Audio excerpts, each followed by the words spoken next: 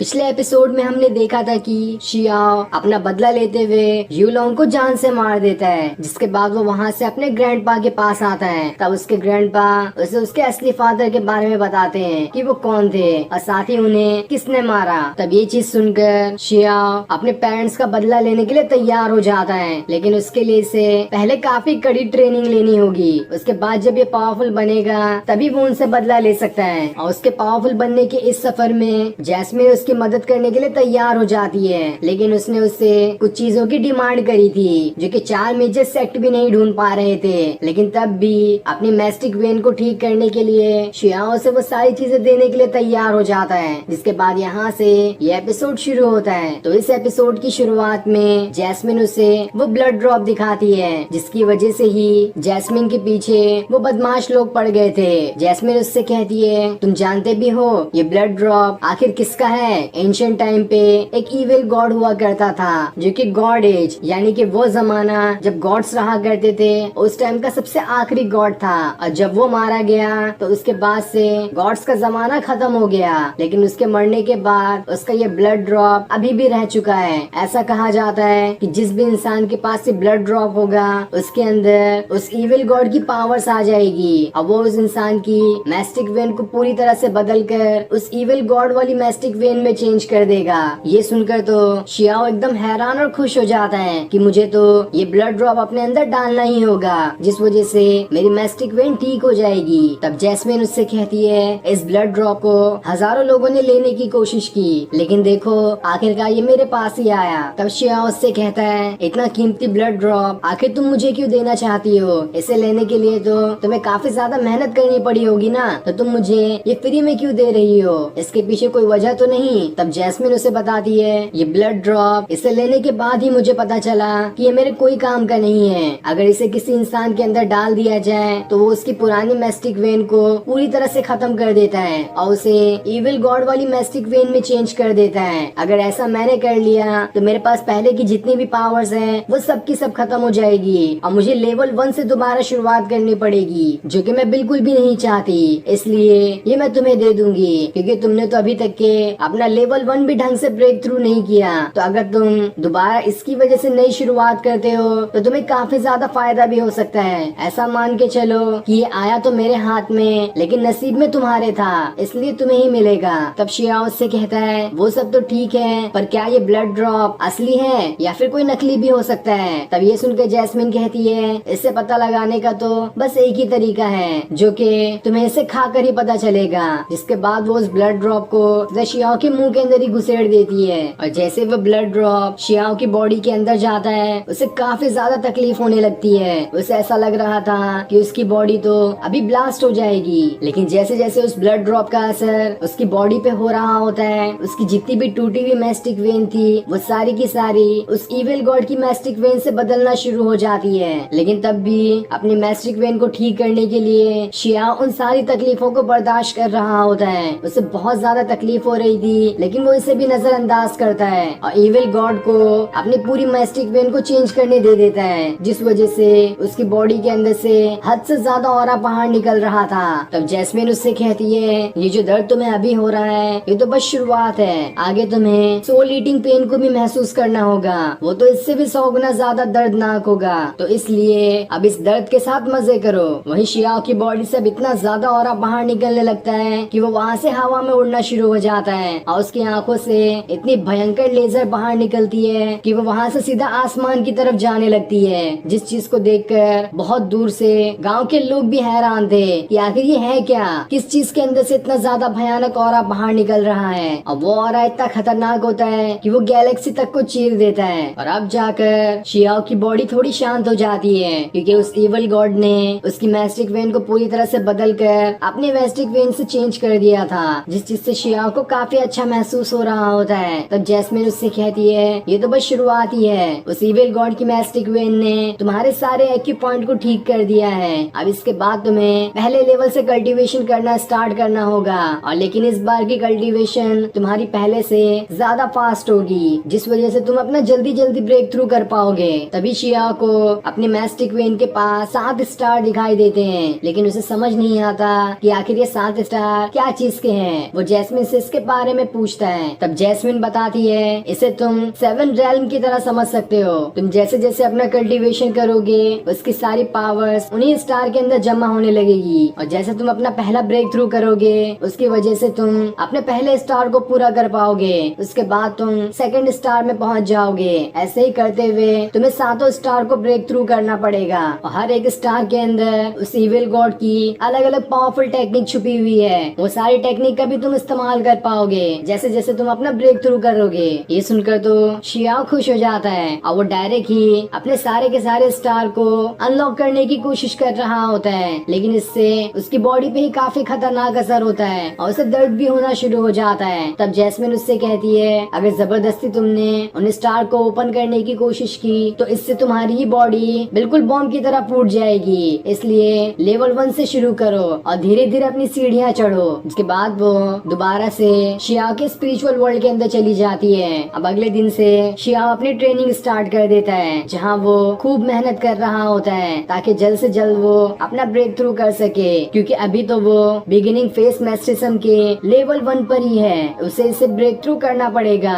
उसके बाद वो मैस्टिज्म फेस लेवल के सेकंड लेवल पर पहुंचेगा, लेकिन तभी थोड़ी देर बाद उसके पीछे 2 भयंकर बीस्ट पड़ जाते हैं जो उसके ऊपर अटैक करने वाले थे, इसलिए शियाओ उनके ऊपर अटैक करना शुरू कर देता है। तब ये देखकर वहाँ पर जैस्मिन आती है और उससे कहती है क्या तुम बेवकूफ हो, तुम इन बीस्ट से बिल्कुल भी नहीं लड़ सकते, क्योंकि ये सारे बीस्ट 5th लेवल के बीस्ट है और अभी तो तुम सिर्फ लेवल 1 पर ही हो, तो आखिर तुम कैसे इन्हें मार सकते हो। तब शियाओ कहता है अगर मैंने इतने खतरनाक लोगों से फाइट नहीं की तो आखिरकार मैं कैसे इन 30 सालों के अंदर मोनार्क फेस मैस्टिज्म लेवल पर पहुंच पाऊंगा। वो तो काफी ज्यादा मुश्किल है, इसलिए मुझे मुश्किल रास्ता ही अपनाना पड़ेगा। लेकिन तब जैस्मिन सामने एक औरत से बनी दीवार बना देती है और उसकी मदद से उन बीस्ट को रोक देती है। जिसके बाद वो शियाओ को एक तरीका सिखा रही होती है जिसकी मदद से शियाओ इस जगह से सामने दिख रही खाई को पार करते हुए दूसरे पत्थर के ऊपर जा सकता है, जहाँ जैस्मिन शियाओ से कह रही होती है सबसे पहले अपनी मैस्टिक वेन की पावर्स को एक्टिवेट करो, लेकिन उसे अभी रिलीज मत करना,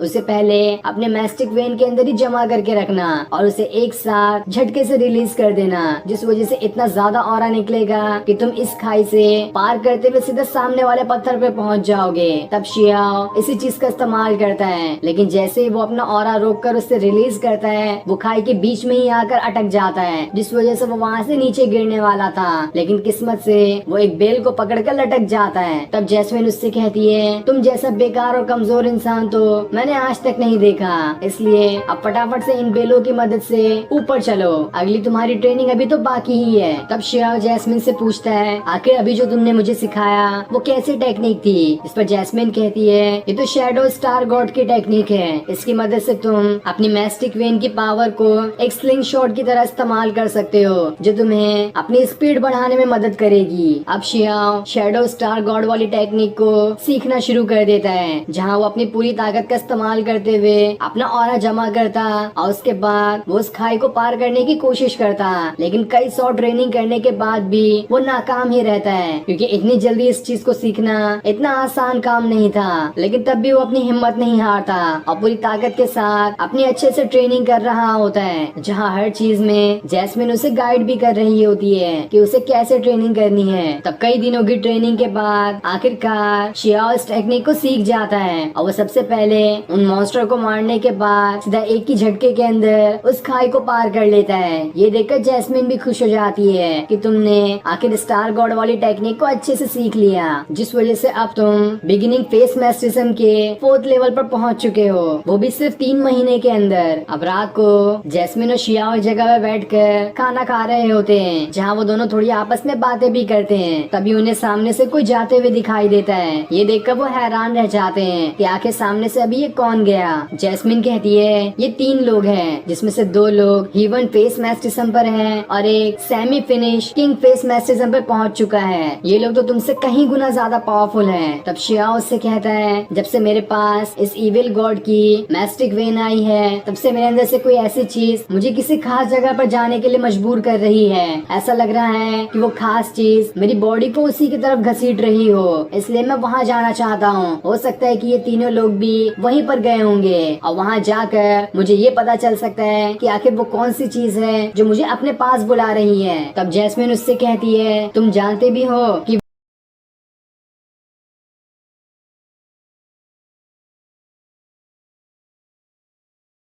वो लोग तुमसे कितना आगे हैं और तब भी तुम उनके पास जाना चाहते हो। तुम तो अभी सिर्फ बिगिनिंग लेवल पर ही हो। उसके बाद एंट्री फेस मैस्टिज्म आता है, उसके बाद ट्रू फेस मैस्टिज्म आता है, फिर उसके बाद स्पिरिचुअल फेस मैस्टिज्म आता है, उसके बाद अर्थ फेस मैस्टिज्म और उसके बाद किंग फेस मैस्टिज्म आता है। इतने सारे लेवल वो तुमसे आगे है और तब भी तुम उनसे फाइट कर पाओगे, इसके बारे में तो सपने में भी मत सोचना। तब शियाओ से कहता है, अरे मेरे पास तो इनविजिबल होने वाली गोली है, मैं उसे ही खाकर वहाँ जाकर देखता हूँ कि आखिर वो कौन सी चीज है जो मुझे हर बार अपने पास बुलाती है। जिसके बाद वो इनविजिबल होकर वहाँ पर जाने लगता है जहाँ वो तीनों लोग भी अभी गए हैं। अब हम उन तीनों लोगों को देखते हैं जो अभी यहाँ पर आए थे और वो तीनों भाई होते हैं। वो सभी आपस में बातें कर रहे होते हैं कि जैसी हमें खबर मिली है, हो सकता है वो खबर सही हो कि यहाँ के इस माउंटेन के अंदर एक फ्लेम ड्रैगन रहता है जिसकी पावर हीवन फेस मैस्टिज्म के 10th लेवल पर है। अगर हम उसे मारकर उसका स्पिरिट पिल ले लें तो उसकी मदद से हमारे young master sky burning tactic से एक ब्रेक थ्रू कर जाएंगे, जिसके बाद उनकी पावर्स बहुत ज्यादा बढ़ जाएगी और अपनी पावर्स का इस्तेमाल करते हुए वो अगले रैंकिंग बैटल में शियाओ ट्राइब और क्लाउड इमॉर्टल पैलेस को आसानी से हरा देंगे। और ये क्लाउड इमॉर्टल पैलेस वही है जहाँ की किन्यू भी है। वही इनविजिबल होते हुए शियाओ इन सभी की सारी हरकतों को देख रहा होता है। तभी उसे दोबारा से ऐसी फीलिंग आने लगती है कि उस पहाड़ के अंदर ही कोई चीज है जो मुझे अपने पास बुला रही है, इसलिए मुझे वहाँ पर जाना होगा। तब उन तीनों भाइयों में से सबसे बड़ा भाई जो होता है वो अपनी पावर्स का इस्तेमाल करते हुए उस पहाड़ के ऊपर एक जोरदार अटैक कर देता है ताकि वो बीस्ट वहाँ से बाहर निकल कर आ सके। और जैसे वो उसके ऊपर अटैक करता है उस पहाड़ के अंदर से उतना ही जोरदार और भयानक अटैक बाहर निकल कर आता है। ये देखकर उसके तीनों भाई वहाँ पर अपना फॉर्मेशन बना लेते हैं ताकि वो उस अटैक से बच सके। लेकिन वो अटैक काफी ज्यादा पावरफुल था जिस वजह से वो तीनों वहाँ से दूर जाकर गिर जाते हैं। तब उस पहाड़ के अंदर से वो फ्लेम ड्रैगन बाहर निकल कर आता है जो उन लोगों से कहता है, तुम इंसान, आखिर तुम लोगों की हिम्मत कैसे हुई मेरी टेरिटरी में आने की? इसके लिए मैं तुम्हें कभी माफ नहीं करूंगा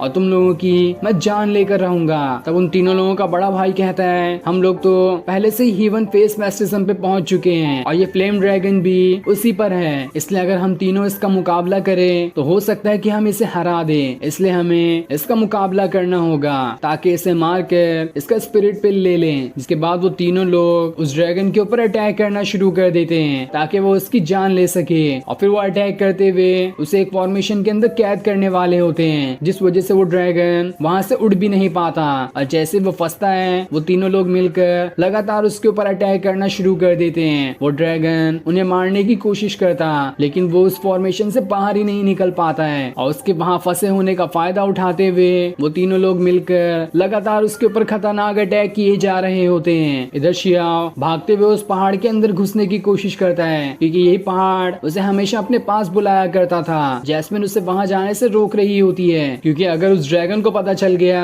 कि शियाओ उसके अंदर घुस रहा है तो वो उसे नहीं छोड़ेगा। लेकिन शियाओ तो सुनने को तैयार ही नहीं था। वो कहता है, मैं तो इनविजिबल हूँ, मुझे कहाँ कोई देख सकता है, न जब कोई मुझे देख सकता है तो मुझे पकड़ेगा भी कौन, और वो ड्रैगन भी मेरा क्या ही बिगाड़ लेगा, ये लोग तो उसे मिलकर मार ही डालेंगे। तब जैस्मिन उससे कहती है, तुम्हें कोई आइडिया नहीं है, वो ड्रैगन अपनी पावर्स को छुपाए हुए है। इन तीनों लोगों को लगता है कि वो अभी हीवन फेस मैस्टिज्म लेवल पर ही मौजूद है, लेकिन ये लोग गलत है क्योंकि ये बीस्ट किंग फेस मैस्टिज्म लेवल पर पहुंच चुका है और वो अभी तो बस इन तीनों लोगों के साथ खेल रहा है। वो जब चाहे इनके ऊपर अटैक करके इनकी जान ले सकता है। तभी उस फ्लेम ड्रैगन को अब बहुत ज्यादा गुस्सा आ चुका होता है, इसलिए वो अपनी पावर्स को एक्टिवेट करता है और उसे एक्टिवेट करते ही वो बस 1 सेकंड के अंदर उस फॉर्मेशन से आजाद हो जाता है। लेकिन उसके बाहर निकलने का ऑरा इतना ज्यादा तेज था कि इसकी मदद से शियाओ वहां से दूर फेंका जाता है और अब वो इनविजिबल से भी हट चुका था, वो सबके सामने विजिबल हो गया होता है। जिसके बाद वो फ्लेम ड्रैगन चारों तरफ आग की बारिश करना शुरू कर देता है ताकि वो सारे लोगों को मार सके। और फिर ये सीन दिखाते ही ये एपिसोड की शुरुआत हो जाता है। वो तीनों लोग उस फ्लेम ड्रैगन को पकड़ने की कोशिश कर रहे होते हैं, लेकिन फ्लेम ड्रैगन तो अपनी पावर्स का इस्तेमाल करते हुए उनके फॉर्मेशन से बड़ी ही आसानी के साथ बाहर निकल कर आ जाता है। और बाहर निकलने के बाद वो सारे लोगों के ऊपर अटैक करना शुरू कर देता है जहाँ उसके सामने तो कोई भी नहीं टिक पा रहा था। और उसी वजह से शियाओ भी वहाँ से डर के मारे जल्दी से उसकी गुफा के अंदर घुस जाता है ताकि वो उस फ्लेम ड्रैगन के हमले से बच सके। तब वहाँ पर जैस्मिन आती है जो उससे कहती है, आखिर तुम मेरी बातें क्यों नहीं सुनते हो, ऐसा ही रहा तो एक दिन तुम तो मरोगे ही और तुम्हारे साथ साथ मैं खुद भी मारी जाऊंगी। तभी शियाओ को दोबारा ऐसा महसूस होने लगता है कि अंदर कोई चीज है जो उसे बुला रही है, इसलिए वो उस गुफा के अंदर चले जाता है जिस गुफा के अंदर फ्लेम ड्रैगन रहता है। और जैसे वो अंदर आता है उसे सामने फायर हर्ब्स दिखाई देते हैं। ये देखकर तो वो एकदम हैरान था। वो कहता है आज तक के मैंने इन फायर हर्ब्स को तो सिर्फ किताबों के अंदर ही देखा है, लेकिन आज इसे सामने देखकर मुझे तो अपनी आंखों पर विश्वास ही नहीं हो रहा। इसलिए वो भागते हुए सारे के सारे फायर हर्ब्स को लेने की कोशिश कर रहा होता है क्योंकि ये बहुत ही ज्यादा कीमती ट्रेजर है। लेकिन जैसे वो आगे बढ़ रहा होता है पैर फिसलने से वो सीधा नीचे लावे में गिरने वाला होता है, पर जैसे तैसे वो खुद को संभाल लेता है और दोबारा से आगे बढ़ते हुए उन फायर हर्ब्स के पास पहुंच जाता है। जिसके बाद वो उन फायर हर्ब्स को अपनी पावर से समेटना शुरू कर देता है। लेकिन जैसे वो उसे समेट रहा होता है वैसे ही उस फ्लेम ड्रैगन को इसकी खबर लग जाती है क्योंकि ये फायर हर्ब्स उसी का खाना थे और शियाओ के उसे लेने की वजह से उसे पता चल गया होता है कि कोई ना कोई इंसान मेरे गुफा के अंदर घुस आया है जो वहां जाने के बाद मेरे फायर हर्ब्स को चुराने की कोशिश कर रहा है। इधर जैस्मिन शियाओ से कहती है हमें जल्दी करनी होगी क्योंकि कभी भी यहाँ पर वो फ्लेम ड्रैगन आ सकता है क्योंकि यहाँ की सारी चीजें उससे कनेक्टेड है। तुम किसी भी चीज को हाथ लगाओगे सबसे पहले उसे ही सिग्नल मिलेगा कि यहाँ पर तुमने किसी चीज को हाथ लगाया है। लेकिन शियाओ तो सुनने का नाम ही नहीं ले रहा था। वो एक एक करके सारे के सारे फायर हब्स को चुरा लेता है। तभी उसकी नजर उस चीज पे पड़ जाती है जो उसे हमेशा अपने पास बुलाया करती थी और जैसे वो सामने देखता है वहाँ पर एक छोटा डब्बा रखा होता है जो कि बहुत ही ज्यादा ऑरा की मदद से चमक रहा था। इसलिए शियाओ उसके पास जाता है और उस डब्बे को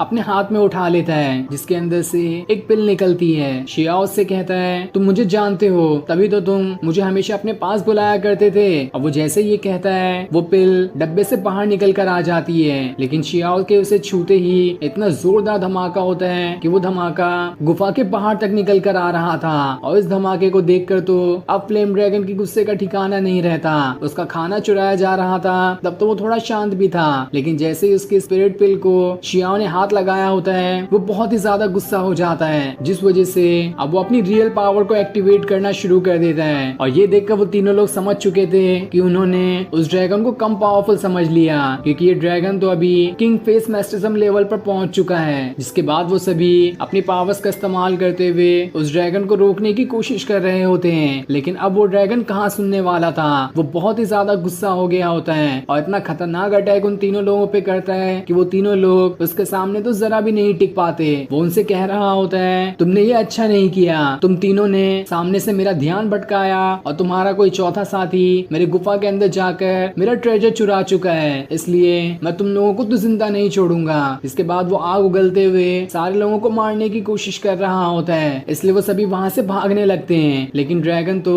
उन्हें भागने भी नहीं दे रहा था, वो इन्हें जिंदा छोड़ना ही नहीं चाहता है। वो लोग आपस में कहते हैं अगर हम यहाँ से भागे तो यंग मास्टर का क्या होगा। लेकिन उनका दूसरा साथी कहता है भाड़ में गया यंग मास्टर, हमारी जान बची रही तब देखा जाएगा कि क्या होगा और क्या नहीं। जिसके बाद वो तीनों वहाँ से अपनी जान बचाते हुए भाग निकलते हैं और उनके जाते ही वो ड्रैगन अपनी गुफा के अंदर आ जाता है ये देखने कि उस स्पिरिट पिल को किसने चुराया। शियाओ वहाँ से भागने की कोशिश करता लेकिन उसके सामने ही वो ड्रैगन आकर खड़ा हो जाता है। तब ये देखकर जैस्मिन कहती है लो अब तो बुरे फंस गए, बहुत उछल रहे थे ना तुम, अब इससे फाइट करके दिखाओ तब मैं मानूंगी। जिसके बाद वो ड्रैगन शियाओ से कहता है पिछले कुछ सालों में सारे लोगों ने मुझे मारने की कोशिश की ताकि मेरा स्पिरिट पिल चुरा सके, लेकिन तुम तो उनसे 2 कदम आगे निकले, तुम तो सीधा मेरी गुफा के अंदर ही घुस गए और यहाँ आकर मेरा ट्रेजर चुराने की कोशिश की है। इसलिए अब मरने के लिए तैयार हो जाओ क्योंकि मैं तुम्हें इतनी आसान मौत नहीं दूंगा, तुम्हें तो मैं तड़पा तड़पा के मारूंगा। तब शियाओ से कहता है भाई 2 मिनट रुक जा, थोड़ा आराम से बातें करते हैं। मैं तुझे एक बात बता दूं कि ये ट्रेजर तो असल में तेरा है ही नहीं, अगर तेरा होता तो ये बार बार मुझे क्यों बुलाता, जबकि ये तेरे साथ में था तो तुझे ही अपने पास बुलाना चाहिए था ना, लेकिन हर बार तो ये मुझे ही अपने पास बुलाता है, इस हिसाब से ये ट्रेजर मेरा हुआ। तब ये सुनकर वो ड्रैगन उससे कहता है इतने सालों से मैं यहाँ पर अकेला था, कभी किसी ने मुझे जोक नहीं सुनाया, आज तुमने आकर तो मेरा एंटरटेनमेंट कर दिया, तो अब इस एंटरटेनमेंट का तोहफा भी ले लो। जिसके बाद वो उस पर आग उगलते हुए शियाओ को मारने की कोशिश कर रहा होता है। लेकिन तभी जैस्मिन अपनी पावर की मदद से उस ड्रैगन के अटैक को रोक लेती है। तब उसे देखकर वो ड्रैगन भी हैरान था, वो उससे पूछता है आखिर तुम हो कौन। जिस पर जैस्मिन कहती है तुम्हारी इतनी औकात नहीं कि तुम मुझसे मेरा नाम पूछ सको। जिसके बाद वो अपनी पावर्स को एक्टिवेट करना शुरू कर देती है। ये देखकर तो वो ड्रैगन डर के मारे वहाँ से भागने लगता है। पर थोड़ी देर बाद उसे ये समझ में आता है कि ये जैस्मिन तो एक छोटी बच्ची है और इसके पास इतनी पावर्स कैसे हो सकती है। जरूर ये मुझे भटकाने की कोशिश कर रही होगी और ये सारी पावर जो ये दिखा रही है वो कोई नकली होगी, किसी ट्रिक का इस्तेमाल कर रही होगी ये। इसलिए वो दोबारा से उसके पास जाता है और उससे कहता है तुम छोटी बच्ची मुझे बेवकूफ बनाने की कोशिश कर रही हो, अभी मजा चखाता हूँ तुम्हें। जिसके बाद वो दोबारा से आग उगलते हुए उसके ऊपर अटैक कर देता है, लेकिन जैस्मिन तो बड़ी ही आसानी के साथ उसके इस अटैक से बच जाती है और फिर वो अपनी पूरी पावर्स का इस्तेमाल कर रही होती है ताकि वो ड्रैगन का खेल खत्म कर सके। ये देखकर ड्रैगन समझ जाता है कि उसने जैस्मिन को कमजोर समझकर बहुत बड़ी गलती कर दी, इसलिए वो वहाँ से भागना शुरू कर देता है। लेकिन तब जैस्मिन अपनी पावर्स का इस्तेमाल करते हुए एक बहुत ही भयंकर अटैक उस ड्रैगन के ऊपर कर देती है, जिस वजह से उसका ऑरा ड्रैगन के आर पार होकर निकल जाता है और इस वजह से वो ड्रैगन वहीं पर मारा जाता है। जिसके बाद उसकी बॉडी लावे के अंदर ही गिर जाती है। लेकिन अपनी इतनी ज्यादा पावर्स इस्तेमाल करने की वजह से जैस्मिन की हालत खराब हो रही थी, क्योंकि पहले से वो काफी ज्यादा इंजर्ड थी और जहाँ उसने अपनी पावर्स का इस्तेमाल किया होता है उसकी बॉडी बिल्कुल जवाब दे जाती है और इसलिए वो बेहोश भी होने लगती है। वो शियाओ से कहती है लगता है कि अब मैं नहीं बचने वाली हूँ, पर कुछ भी हो मैं मर नहीं सकती, मुझे अपनी माँ और भाई का बदला लेना है। तब शियाओ से कहता है क्या तुम्हें नहीं पता कि मैं बहुत अच्छा डॉक्टर हूँ, चाहे कुछ भी हो जाए मैं तुम्हें मरने नहीं दूंगा, बस तुम अपनी आंखें मत बंद करना, मेरे साथ रहो, मैं कैसे भी करके तुम्हें ठीक करने की कोशिश करूंगा। इसके बाद वो अपने हाथ को काट कर काफी सारा खून उसे पिला देता है, क्योंकि खून पीते ही जैस्मिन ठीक हो जाती थी, लेकिन अभी वो ठीक नहीं हुई होती है। अपनी पावर्स को इस्तेमाल करने की वजह से उसकी बॉडी का पूरा पॉइजन और ज्यादा फैल गया होता है, जिस वजह से शियाओ उसके मुंह से पॉइजन को निकालना शुरू कर देता है और अपने खून को मुंह में भरते हुए उसके अंदर ही डाल रहा होता है, ताकि ज्यादा खून की वजह से जैसे ही वो अपना असर दिखाना शुरू करेगा हो सकता है इससे जैस्मिन ठीक हो जाए। लेकिन अभी तक वो होश में नहीं आई होती, जिस वजह से शियाओ काफी ज्यादा परेशान होता है। अब हम अगली सुबह का सीन देखते हैं, जहाँ पर जैस्मिन को होश आ गया था और उसके सामने शियाओ बेहोश दिखाई देता है, जिसने अपना काफी सारा हाथ काट लिया था। ये देखकर तो जैस्मिन घबरा जाती है, वो उसे उठाते हुए कहती है आखिर तुमने मुझे बचाया क्यों, मुझे तो मरने देना चाहिए था ना, क्योंकि तो तुम वैसे भी मुझे पसंद नहीं करते हो। लेकिन उसे होश में देखकर शियाओ एकदम ज्यादा खुश हो जाता है। वो उससे कहता है तुम ठीक हो गई, मैं तुम्हारे लिए न जाने कितना परेशान हो गया था, तुम्हारी जैसी अच्छी मास्टर मुझे दोबारा कहाँ पर मिल सकती है, ऐसी मास्टर तो ढूंढने से भी कहीं नहीं मिलती और तुम्हारे जैसी मास्टर को कौन इतनी आसानी से खोना चाहेगा, इसलिए मैंने तुम्हें बचाया। तब जैस्मिन उससे कहती है मैं तुम्हें अच्छी दिखाई दे रही हूँ, तुम नहीं जानते कि अब तक मैंने कितने लोगों की जान ली है। तब शियाओ उससे कहता है जान लेने से कोई बुरा नहीं हो जाता, तुम तो मेरी सच्चाई जानती ही नहीं हो, मैं खुद जानता हूँ कि किसी की जान लेने पर कैसा महसूस होता है। मैंने एक साथ न जाने कितने लोगों की जान ली है। अब वो अभी यहाँ पर उस टाइम को याद कर रहा होता है जब एपिसोड 1 की शुरुआत में वो काफी सारे लोगों से फाइट करके उन्हें मारे जा रहा था। जिसके बाद वो जैस्मिन से कहता है तुम चाहे कितनी भी लोगों की जान क्यों न ले लो, लेकिन तुम्हारा दिल बहुत ज्यादा साफ है और तुम कभी बुरी इंसान तो बन ही नहीं सकती। जो सुनकर तो जैस्मिन की भी आंखों से आंसू निकल आते हैं, इसलिए शियाओ उसके आंसू पोंछ देता है। जिसके बाद वो उससे कहता है अरे देखो मेरे मास्टर ही मेरे सामने रो रहे हैं, ये डिसाइपल कैसे देख सकता है, इससे जल्दी से शांत हो जाओ। जिसके बाद जैस्मिन उससे कहती है तुमने जो वो पिल चुराया था बताओ मुझे कि वो पिल कहाँ पर है, इसलिए शियाओ से वो पिल दिखाता है, जिसे देखकर जैस्मिन उससे कहती है ये तो इविल गॉड का फायर एलिमेंट वाला पिल है। इविल गॉड ने अपने मरने से पहले दुनिया के अलग अलग जगह पर अपने 5 एलिमेंट वाले अलग अलग पिल को छुपा दिया था और जिसके अंदर उस इविल गॉड की पावर्स होगी वही उन पिल को ढूंढ सकता है। तुम्हारे अंदर उसकी पावर्स थी, इसलिए इस फायर एलिमेंट के पिल ने तुम्हें अपने पास बुलाया क्योंकि ये सबसे नजदीक था। तुम्हें इसके बाद ऐसे 4 और एलिमेंट वाले पिल को ढूंढना पड़ेगा और जब तुम सभी की पावर्स को मिला दोगे तब तुम्हारे पास उन 5 की 5 एलिमेंट की पावर्स आ जाएगी। तब जाकर शियाओ को समझ में आता है तो ये बात थी, इसी वजह से ये पिल मुझे हमें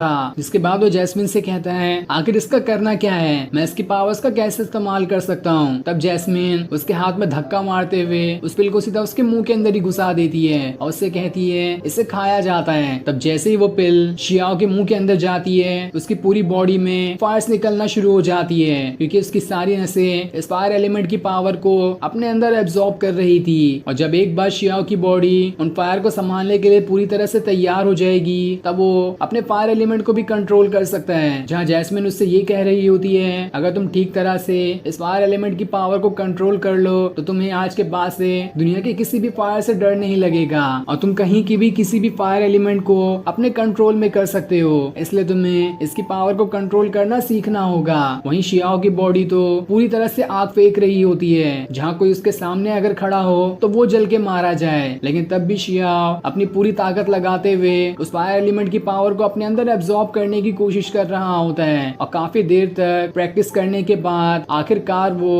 उस फायर एलिमेंट की पावर को अपने अंदर एब्जॉर्ब कर ही लेता है। जिसके बाद वो जैस्मिन से कहता है, तुम नहीं जानती कि जब से मैं पैदा हुआ हूँ तब से आज पहली बार मुझे बहुत ज्यादा अच्छा महसूस हो रहा है। इसका तो मैं अंदाजा भी नहीं लगा सकता। साथ ही अब वो अपनी उंगली से भी फायर निकाल कर दिखा रहा होता है, क्योंकि अब वो कहीं की भी किसी भी फायर को कंट्रोल कर सकता है। साथ ही वो अब जैस्मिन की बताई हुई स्टार गॉड वाली टेक्निक को भी बड़ी ही आसानी से कर पाता है और उसे उतनी मेहनत भी नहीं लग रही थी जैसा कि उसे पिछली बार लगती थी। तब वो अपने ग्रैंडपा और आंट को याद करते हुए कहता है, मैंने पावरफुल बनने के सफर में अपना पहला कदम बढ़ा दिया है। देख लेना आप, एक दिन मैं बहुत ज्यादा पावरफुल बनकर दिखाऊंगा। जिसके बाद शिया अपनी स्टार गॉड वाली पावर को और अच्छे से प्रैक्टिस करना शुरू कर देता है, जहाँ उसकी पावर के साथ साथ उसकी फायर एलिमेंट की पावर भी उसी में मिल जाती है, जिस वजह से शियाओ की बॉडी अब बहुत ज्यादा पावरफुल दिखाई दे रही थी। तब जैस्मिन उससे कहती है, तुमने अपना एंट्री फेस मैस्टिज्म लेवल को पूरा कर लिया, ये तो बहुत अच्छी शुरुआत है। तुमने काफी जल्दी ही इस लेवल को पूरा किया है। ये देखकर तो ऐसा लगता है कि तुम उतने भी ज्यादा लूजर नहीं हो। इस पर शिया अपनी तारीफ बटोरते हुए कहता है, मैंने तो तुम्हें पहले से ही कहा था कि जैसा मैं दिखाई देता हूँ वैसा मैं बिल्कुल नहीं हूँ। मैं अंदर से बहुत ज्यादा पावरफुल हूँ और जिसका भी मैं डिसाइपल बनूंगा वो इंसान तो बहुत ज्यादा लकी होने वाला है। तब जैस्मिन उससे कहती है, बस बस बहुत हो गया, ज्यादा तारीफ करने की जरूरत नहीं है। जितना भी तुमने लेवल पूरा किया है उस हिसाब से तुम अपने सामने तुम्हारे लेवल वाले 2 इंसान भी खड़े होंगे तो बड़ी ही आसानी के साथ तुम उन्हें हरा सकते हो। तब शियाओ से पूछता है कि अगर मैं गॉड लेवल पर पहुंच जाऊं तब अपने सामने कितने लोगों को हरा पाऊंगा। जिस पर जैस्मिन कहती है, धीरे धीरे शुरुआत करनी चाहिए, तुम सीधा आगे की मत सोचो, जब वहां पर पहुंचोगे तब तुम्हें खुद ही मालूम पड़ जाएगा। तब शियाओ जैस्मिन का शुक्रिया करता है जो भी उसने अभी तक के उसके लिए किया और फिर वो दोनों वहां से अपने आगे के सफर के लिए निकल जाते हैं। और फिर ये सीन दिखाते ही ये एपिसोड यहीं पर एंड हो जाता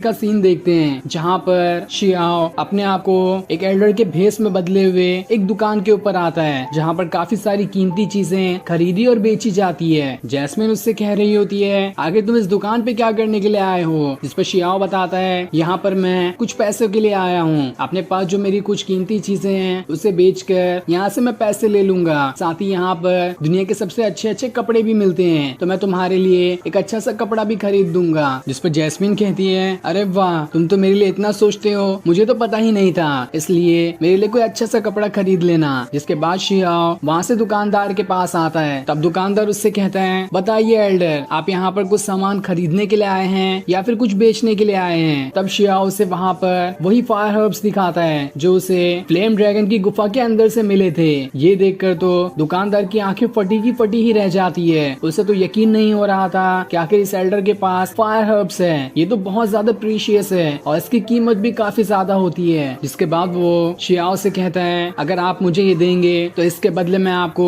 300 मैस्टिक कॉइन दे सकता हूँ। तब ये सुनकर जैस्मिन उससे कहती है, क्या सिर्फ 300? तुम तो कह रहे थे कि ये फायर हर्ब तो बहुत ज्यादा प्रीशियस होते हैं, लेकिन इसने तो सिर्फ 300 ही कीमत लगाई है। तब उसे शियाओ समझाता है कि वो 300 कीमत पर्पल मैस्टिक कॉइन की है, वो 300 30,000 ग्रीन मैस्टिक कॉइन के बराबर है और ऐसे ही 3 मिलियन येलो मैस्टिक कॉइन के बराबर है। ये मैं तो जानता था कि फायर हर्ब प्रीशियस होते हैं, लेकिन इतने ज्यादा होते हैं मैंने इसके बारे में सोचा तक नहीं था। तब दुकानदार शियाओ से कहता है कि आप इसे बेचना चाहते हैं या फिर नहीं। जिस पर शियाओ कहता है, मुझे तुम्हारा ऑफर पसंद आया, मैं इस चीज को बेचने के लिए तैयार हूँ। ये सुनकर तो दुकानदार एकदम खुश हो जाता है और उसको शुक्रिया करने लगता है कि आपने इतनी अच्छी डील यहाँ पर आकर की। और फिर वो उसे 300 मैस्टिक कॉइन वाला कार्ड दे देता है। तब शियाओ से उस ड्रैगन की पिल दिखाता है। ये देखकर तो वो वो दुकानदार एकदम ज्यादा डर चुका था। उसे तो यकीन ही नहीं हो रहा होता है कि उसने अपनी आंखों से ड्रैगन की पिल देखा है, वो भी किंग फेस मैस्टिसम वाले। शियाओ उससे कहता है बताओ मुझे कि तुम इसकी क्या कीमत लगाते हो, मैं ऐसे भी बेचने के लिए तैयार हूँ। लेकिन तब जैस्मिन शियाओ से कहती है क्या तुम पागल हो गए हो, ये ड्रैगन की पिल कितनी ज्यादा पावरफुल होती है, तुम्हें इसका अंदाजा भी है, तुम ऐसे कैसे इसे बेच सकते हो। फिर शियाओ से कहता है अरे टेंशन मत लो, मैं तो बस यहाँ पर इसकी कीमत जानने आया हूँ, मैं थोड़ी ना इसे बेचूंगा। तब दुकानदार शियाओ से कहता है ये ड्रैगन पिल तो बहुत ज्यादा कीमती है, अब मैं तो क्या इस पूरे सिटी के अंदर कोई भी दुकान वाले के पास इतने ज्यादा पैसे नहीं होंगे कि वो इस ड्रैगन पिल को खरीद सके, इसलिए मुझे माफ कर दीजिए, मैं आपका ये ऑफर एक्सेप्ट नहीं कर सकता क्योंकि मेरे पास उतने पैसे ही नहीं है कि मैं जिसके बदले ये ड्रैगन पिल खरीद सकूं। साथ ही दुकानदार उससे कहता है किंग फेस मैस्टिसम के ड्रैगन को मारना इतना आसान काम नहीं है, तो क्या मैं आपका नाम जान सकता हूँ ताकि ये पता कर सकूं कि आपका लेवल क्या है। इस पर शियाओ से कहता है क्या तुम रूल भूल गए कि यहाँ पर जो भी सामान बेचने या खरीदने आता है उससे उसकी पर्सनल डिटेल नहीं मांगी जाती। ये सुनकर तो दुकानदार घबरा जाता है कि कहीं ये शियाओ उसके साथ कुछ गड़बड़ ना कर दे, क्योंकि जब वो किंग फेस मैस्टिसम लेवल वाले ड्रैगन को मार सकता है तो वो तो उसे बस चुटकी बजाते ही खत्म कर देगा। इसलिए वो शियाओ के सामने बहुत ज्यादा डरा होता है। तब ऑफर ना होने की वजह से शियाओ वहाँ से जाने लगता है, लेकिन जैस्मिन उससे कहती है क्या कहा था तुमने यहाँ पर आने से पहले कि तुम मेरे लिए एक अच्छे कपड़े खरीदोगे, लेकिन तुमने उसे नहीं खरीदा, तुम मुझे ऐसे बेवकूफ नहीं बना सकते। तब शियाओ पूरे दुकान में कपड़े देखने लगता है, जहाँ पर उसे एक जगह काफी सुंदर सा कपड़ा दिखाई देता है जैस्मिन के लिए, इसलिए वो दुकानदार से उसे खरीदने के लिए कहता है। दुकानदार उससे कहता है ये 500 मैस्टिक कॉइन के लिए है क्योंकि इसकी कीमत बहुत ज्यादा है और ये पूरे कॉन्टिनेंट का सबसे कीमती कपड़ा है, लेकिन मुझे माफ कर देना कि मैं आपसे ऑफर नहीं कर पाया, इसलिए माफी मांगने के तौर पर ये मैं आपको फ्री में देता हूँ। जिसके बाद वो उस कपड़े को पैक करके शियाओ को दे देता है क्योंकि उसने शियाओ के साथ ऑफर ना करके उसकी बेइज्जती की थी और इसी वजह से वो डर भी रहा होता है कि कहीं वो उसे जान से ना मार दे, इसलिए माफी मांगने के लिए उसने फ्री में ही वो कपड़ा शियाओ को दे दिया। ये सुनकर शियाओ खुश हो जाता है और उससे कहता है तुम्हारी ये दरिया दिली मैं हमेशा याद रखूंगा। जिसके बाद वो कपड़ा लेकर वहाँ से जाने लगता है, लेकिन जाने से पहले वो उस दुकानदार से ये पूछता है क्या तुम सीकोंग नाम के आदमी को जानते हो। जिस पर दुकानदार कहता है हमारी जिनयू सिटी के अंदर सारे लोग उन्हें जानते हैं क्योंकि वो यहाँ के सेट के एल्डर जो ठहरे, आप जब चाहें वहाँ पर जाकर उनसे मिल सकते हैं। अब शियाओ सिटी के सेक्टर में आता है ताकि सीकोंग से मिल सके क्योंकि उससे मिलने के लिए उसके ग्रैंडपा ने ही उससे कहा था। तब वो आने के बाद अपने ग्रैंडपा का दिया हुआ बैच वहाँ के गार्ड को दिखाता है, इसलिए वो गार्ड उसे सेट के अंदर आने देता है। जैस्मिन उससे पूछ रही होती है आखिर तुम यहाँ पर क्या करने के लिए आए हो, क्योंकि ये तो उतनी ज्यादा पावरफुल एकेडमी नहीं दिखाई दे रही है और ये सेट के सारे डिसाइपल भी उतने ज्यादा पावरफुल नहीं लग रहे हैं मुझे। इस पर शियाओ कहता है जो भी डिसाइपल बड़ी बड़ी एकेडमी या सेक्ट में नहीं ज्वाइन हो पाते हैं वो यहाँ पर आते हैं ज्वाइन होने के लिए, उनके लिए तो ये सुनहरा मौका हो जाता है कि यहाँ पर आकर वो अपना कल्टीवेशन कर सकते हैं। और मैं यहाँ पर अपने ग्रैंडपा के कहने की वजह से मिलने के लिए आया हूँ क्योंकि उन्होंने मुझे यहाँ पर आने के लिए कहा था ताकि मैं यहाँ रहकर अपना कल्टीवेशन कर सकूं। अब शियाओ वहाँ से सीकोंग के पास आता है और जब सीकोंग उसका बैच देखते हैं वो समझ जाते हैं कि शियाओ कौन है क्योंकि वो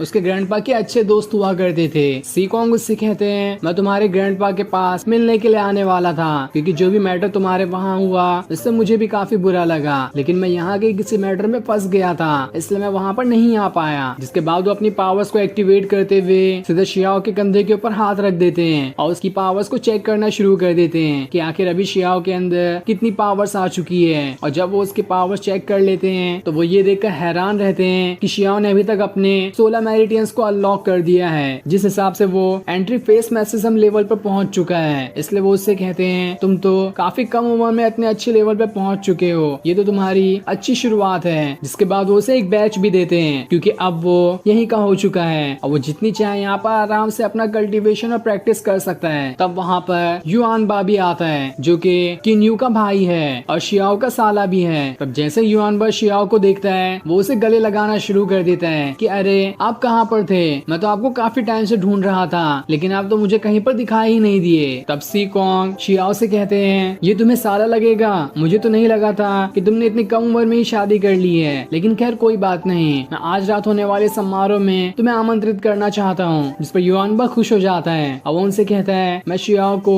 उस समारोह में जरूर लेकर आऊंगा। अब शियाओ जैसे ही सेट के बाहर आता है उसे उसे वहाँ पर दो डिसाइपल आपस में फाइट करते हुए दिखाई देते हैं, जो कि यहाँ पर अपनी ट्रेनिंग कर रहे थे, जिसमें से लड़की का नाम लान होता है और लड़के का नाम मूरोंग। दोनों ही काफी अच्छी तरीके से अपनी प्रैक्टिस किए जा रहे होते हैं और दोनों की पावर्स बिल्कुल बराबर ही लग रही थी। कोई भी जल्दी एक दूसरे को नहीं हरा पाता, लेकिन लान को देखकर तो शियाओ उसे देखते ही रह जाता है, क्योंकि वो काफी ज्यादा सुंदर दिखाई दे रही थी। और फिर थोड़ी देर बाद जब लान और मूरोंग की फाइट खत्म होती है तो वो दोनों रुक जाते हैं, जिसके बाद युआन बा उन दोनों को शियाओ से मिलवाता है कि ये तो मेरे ब्रदर इन लॉ हैं। तब शियाओ को देखकर लान उनसे कहती है, तुम तो बहुत ज्यादा हैंडसम हो, तुम्हें देखकर तो सेट की सारी लड़कियां तुम पर ही फिदा हो जाएगी, लेकिन युआन बा तो तुम्हें अपना ब्रदर इन लॉ कह रहा है, इसका मतलब ये है कि तुम्हारी तो शादी हो चुकी है। लेकिन ये सब देखकर तो मूरोंग को गुस्सा आ रहा होता है, इसलिए वो लान को वहाँ से लेकर चला जाता है, क्योंकि वो लान को पसंद करता है। तब उसके जाने के बाद शियाओ युआन बा से कहता है, तुम मुझ पर एक एहसान करो और किसी के भी सामने मुझे ब्रदर इन लॉ मत कहना,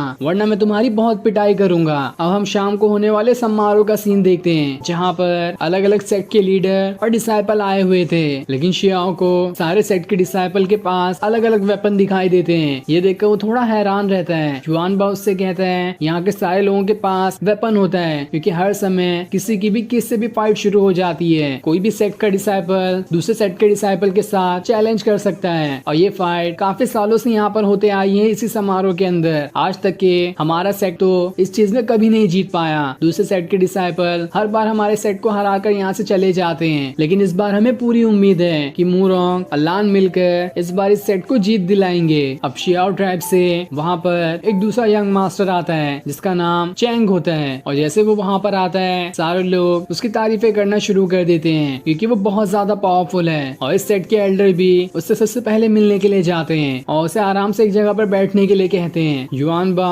शियाओ को बताता है, ये जो चैंग है इस सिटी का सबसे ज्यादा पावरफुल डिसाइपल माना जाता है, इसके सामने तो कोई भी जल्दी फाइट करने के लिए तैयार नहीं होता, क्योंकि ये सभी को बड़ी ही आसानी के साथ खत्म कर देता है। लेकिन भले ही चाहे कितना भी क्यों ना पावरफुल हो, इस बार तो मूरोंग और लान मिलकर इसे भी हरा देंगे और हमारे इस सेट की इज्जत जो खोई हुई है वो वापस से हमें मिल जाएगी। तब जुआनजिन ट्राइब का लीडर इस सेट के लीडर से कहता है, क्यों ना आज की फाइट शुरू करा दी जाए, मेरे सेट के डिसाइपल आपके सेट के डिसाइपल से फाइट करेंगे, ताकि ये देख सके कि हम दोनों के सेट के डिसाइपल में किसके पास ज्यादा पावर्स है। इस पर बाकी सारे सेट के भी लोग कहते हैं, हाँ ये तो बहुत अच्छी बात है, इसी हिसाब से तो हमारा भी एंटरटेनमेंट हो जाएगा, तो चलो इस फाइट को शुरू करते हैं। जिस पर इस सेट के भी लीडर मान जाते हैं और फिर जुआनजिन सेट का लीडर अपने एक डिसाइपल को सामने लेकर आता है, जिसका नाम जुआन होता है। और वो आने के बाद इस सेट के सारे डिसाइपल से कहता है, अगर किसी के अंदर भी हिम्मत है तो वो आकर करने के लिए तैयार सकता है, लेकिन कोई भी जल्दी उससे फाइट करने के लिए तैयार ही नहीं होता,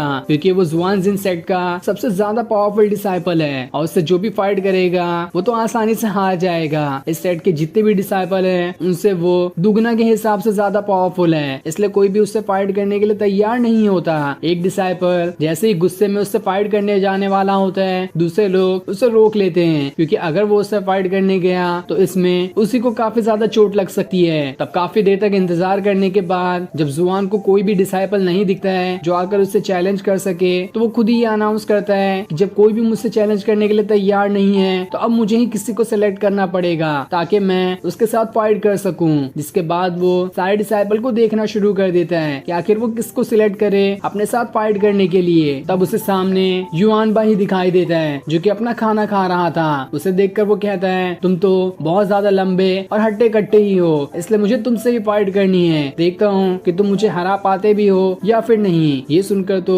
युआन बा हैरान रह जाता है। वो उससे कहता है कि आप जानते भी हो मैं तो सिर्फ 14 साल का हूँ और मैं आपसे फाइट कैसे कर सकता हूँ, आप तो मुझसे बड़े भी हो और पावरफुल भी हो। लेकिन तब इस सेट के दूसरे डिसाइपल उससे कहते हैं, जब उसने तुम्हें चुन लिया है तो तुम्हें उससे फाइट करनी ही होगी, अगर तुमने मना किया तो इस सेट की इज्जत पूरी तरह से मिट्टी में मिल जाएगी। इससे ना चाहते हुए भी युआन बा को अपना खाना छोड़ते हुए उससे जबरदस्ती फाइट करने के लिए जाना पड़ता है। जिसके बाद अब युआन बा अपनी पावर्स को एक्टिवेट करना शुरू कर देता है ताकि वो जुआन के ऊपर अटैक कर सके। लेकिन जैसे वो अपनी पावर्स का इस्तेमाल करते हुए जुआन के ऊपर अटैक करने वाला होता है, वो वहाँ से हट जाता है, जिस वजह से युआन बा का ये अटैक बिल्कुल खाली चले जाता है। और फिर जुआन उसे पकड़ लेता है और उसके हाथ को मोड़ते हुए उसे बहुत जोर से दबा रहा होता है, जिस वजह से युआन बा को बहुत ज्यादा तकलीफ हो रही होती है। वो खुद को छुड़ाने की कोशिश करता है, लेकिन इसका भी कोई फायदा नहीं होता। जुआन तो अपने अपना सारा का सारा गुस्सा बस युआनबा के ऊपर ही निकाल रहा होता है। वो उससे कहता है तुम्हारी बॉडी तो अच्छी खासी है लेकिन तुम तो